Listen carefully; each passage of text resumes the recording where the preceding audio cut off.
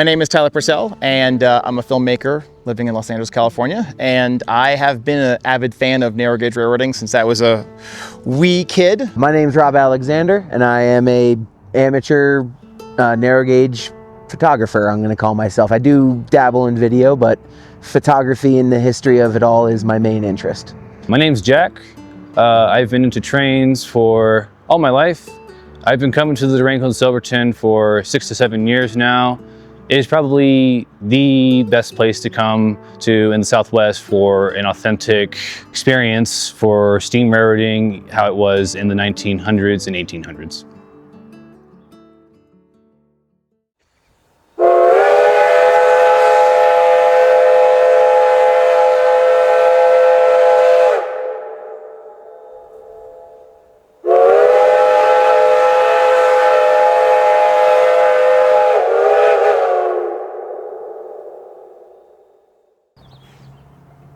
Durango and Silverton runs multiple events, photography special events every year.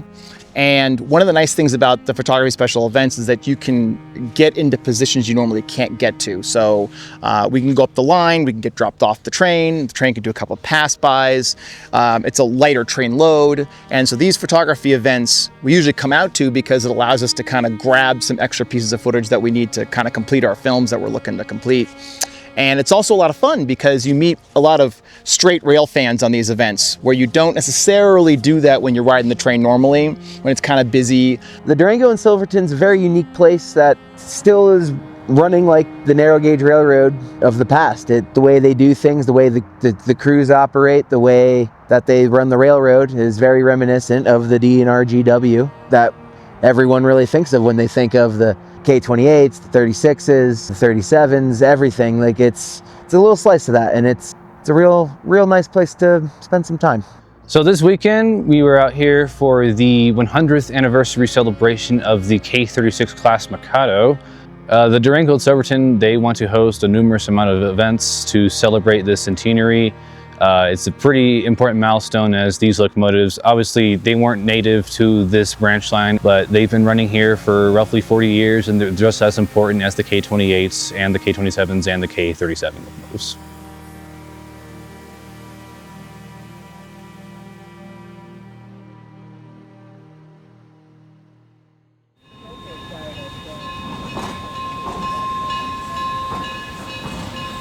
So our locomotive star, or supposed star, was supposed to be number 482. They just gave it a full rebuild recently. They broke it in a few weeks ago before the event. They were having trouble with the trailing truck. The bearing was running way too hot. They thought they could break it in more and more before this weekend, and it just didn't seem to work out. They did a few test runs the night before the Flanger train. It was still running hot, but they seemed confident enough to run it on the Flanger the next morning. They ran it to Event Park. They checked on the bearing there. It was running a little hot, but they still seemed confident enough to keep going. They went to Hermosa. It was still running hot again, but they still needed to keep going again. And then they finally reached Rockwood, and the temperature of the bearing was roughly 400 degrees Fahrenheit, which is more than enough to almost cause a hot box. So they decided to just call it and cut it off from the train and have K-28 number 476 substitute the locomotive for the remainder of the event. February 22nd, 2025. The Durango and Silverton's annual Winter Photography Special finds itself sidelined in Rockwood, Colorado. D&S K-36 number 482 and its consist are currently awaiting the arrival of the day's Cascade Canyon winter train behind K-28 476. 482, fresh out of a rebuild, is suffering some troubles with a hot bearing. After several test runs the night prior and multiple stops today, the problem has been deemed too big to continue with. With this in mind, the D&S event staff plan to replace the 482 with 476 at Rockwood and continue as far north as Needleton, marking the first time since the mid-1950s a winter train will see the famed Needleton tank.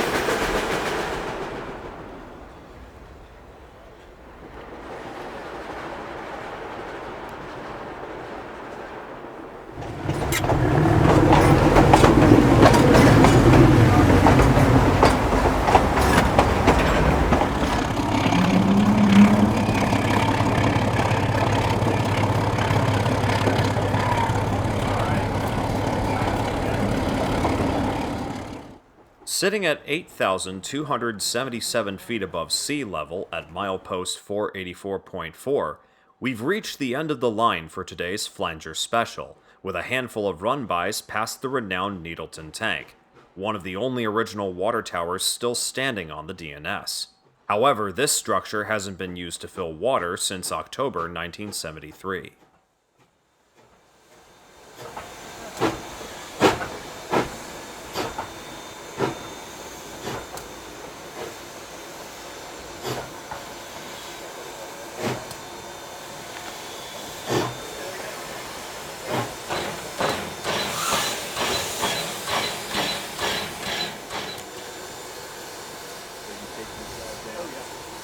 Back everybody up.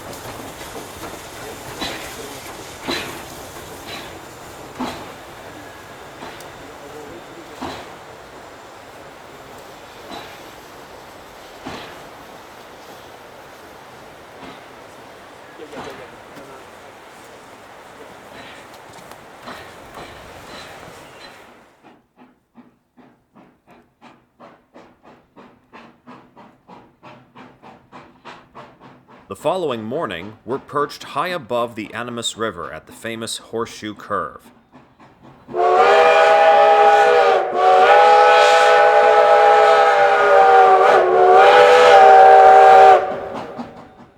With 482's troubles, the D&S opted to again use 476 on the second day's freight train to Cascade Canyon.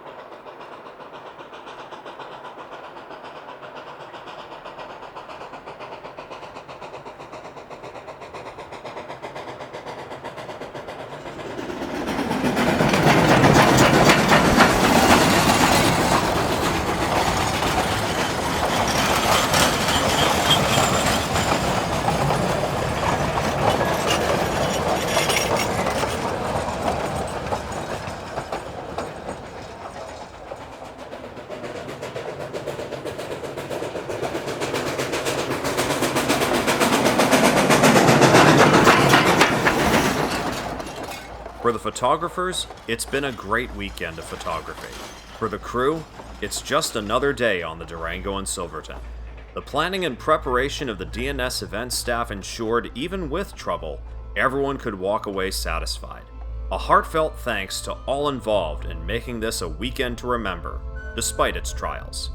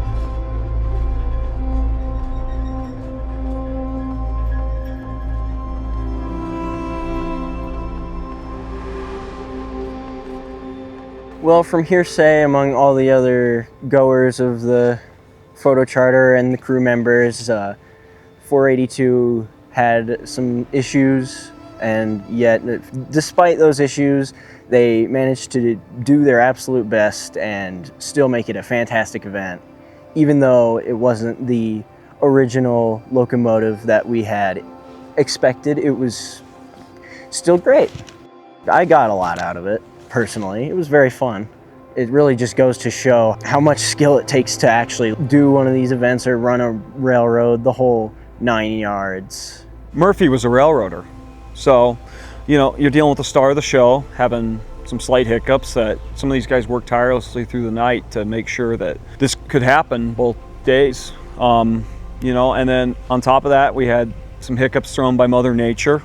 I know people want to knock the Durango and Silverton for not being a real railroad, but it is. I mean, we were dealing with, 4 separate movements on the railroad at one time in the narrow confines of the Animas Canyon. I mean, that takes skill. That's, the dispatcher making sure everything's moving correctly, the crews being able to change the plans on the fly. These guys put on a good show for, out of the ordinary. When they have, 3 scheduled trains, everything runs like a Swiss watch. Now you're throwing not only an extra move in to protect for mechanical purposes, but you got 2 unscheduled trains on the line dealing with photo train passengers. It's kind of sometimes like herding cats, myself included.